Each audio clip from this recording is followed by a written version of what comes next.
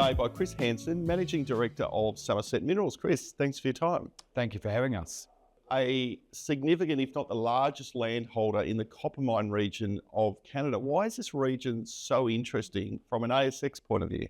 Absolutely. Look, I think the region is so interesting just given the historical context. So if we take a step back, between about 1962 through to about 1968, there was the copper equivalent of a gold rush in this region. And to date, it still stands as one of the largest claim staking processes that had happened. And during that time, they did a lot of really, really good quality work, right? Everything from basic geological mapping, surface sampling, all the way through to geophysics and even diamond drilling several of these targets. But in 1968, the price of oil went through the roof and the price of copper dropped. And as a result, everybody pulled out of the region, and all of that really good quality work was effectively swept into an archive box and stored in a basement somewhere for the next 60 years. It wasn't until the last few years that that information was made available online. We subsequently digitized a lot of that information and realized that there was something really, really unique about this region. It wasn't a situation where there was one or two outcropping copper occurrences. On our license area alone, we have over 110 copper occurrences at surface. And that's even more remarkable when you consider that only about 10% of our rocks actually outcrop at surface, and the other 90% is underneath a very, very thin veneer of cover. The other point I'd make is it's not like we're talking about sub 1% copper, right? A number of these intercepts are well north of 10, 20, even 50% copper. To date, our highest grade surface sample that we've found is close to 52% copper. And recent drilling at the Jura prospect, high grade, strong widths, but more importantly, near surface. How does that help unlock the value of this project? Absolutely. Look, we're very much firm believers that both Jura and also the wider project area has the potential to make multiple discoveries.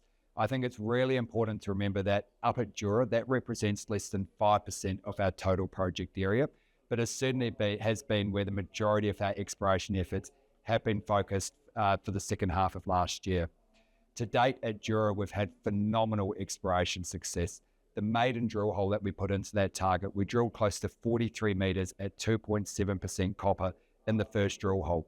We've subsequently backed that up with close to 12 other drill holes up in the northern section of that deposit, defining mineralisation down to depths of around 170 metres below surface. What's important is we're drilling here at the moment, targeting mineralisation further at depth. The other point I'd specifically make about Jura, and I mentioned it a moment ago, we've really been focused in the northern portion of that structure, but bearing in mind Jura is a 5 kilometre mineralised structure. At surface, that's defined by a number of very, very high-grade rock chips. We actually drilled a hole about 3 kilometres further south to where we've been drilling at Jura North, and we intersected around 11 metres at 2.5% copper. We haven't even followed up on that intercept yet. That's how prospective Jura is and how prospective the remainder of the region is as well. Touching on the remainder of the region, what does the regional opportunity look like? Absolutely. So we're firm believers that this region has the potential not to host just one discovery like we've already made at Jura, but to host multiple discoveries across the region. And one of the luxuries that we've had with doing all of the work at Jura over the past 6 to 12 months is that we've managed to take a number of those key geological observations and apply them to a regional exploration methodology.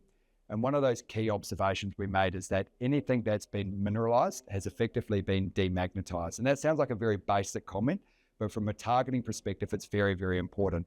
And the reason for that is that our host rocks are basalts. The basalts are very high in magnetite. When we have those hot copper-bearing hydrothermal fluids move through that basalt, they convert the magnetite to hematite, which is non-magnetic. So from a regional targeting perspective, what we're looking for is large linear demagnetized zones that ideally have a geochemical signature associated with them. So late last year, we did 2 things from a regional exploration perspective. Number one is that we undertook a high resolution aerial magnetic survey looking for those large demagnetized fault zones. And secondly, we undertook a regional geochemical survey.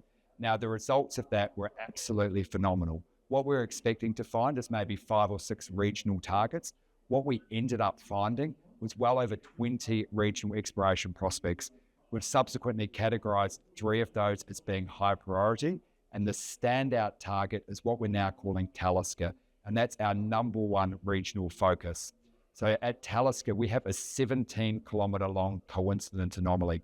And there's three things that we really, really like about that target. Number one is we have a very large linear demagnetized feature that's over 17 kilometers long, and in places that's up to 300 meters wide with that zone of demagnetization. Directly overlying that, we have a number of very, very high-grade soil samples with 4 of those samples greater than 1,000 ppm in copper, and one of those coming back close to 4,000 ppm copper. To put that into context, domestically here in Australia, and granted it's a different geological terrain, but people get really excited about copper anomalies that are 200 or 300 ppm. So to have greater than 1,000 ppm in soils is really, really important.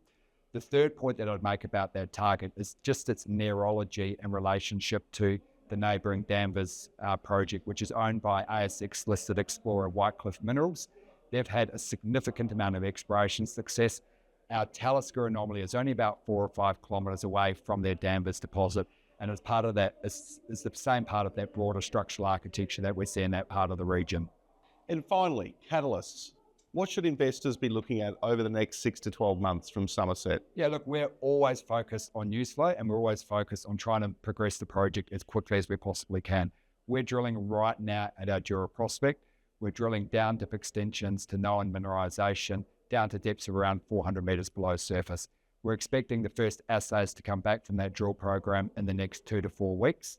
Outside of that, we'll be focusing on regional exploration activities as well at our flagship Talisker anomaly, where we're doing infill geochemical sampling. That's going to kick off in about 4 weeks' time, and we hope to be drill testing Talisker in the next probably 8 to 9 weeks, so in early July. So we're entering a very, very news flow intensive period.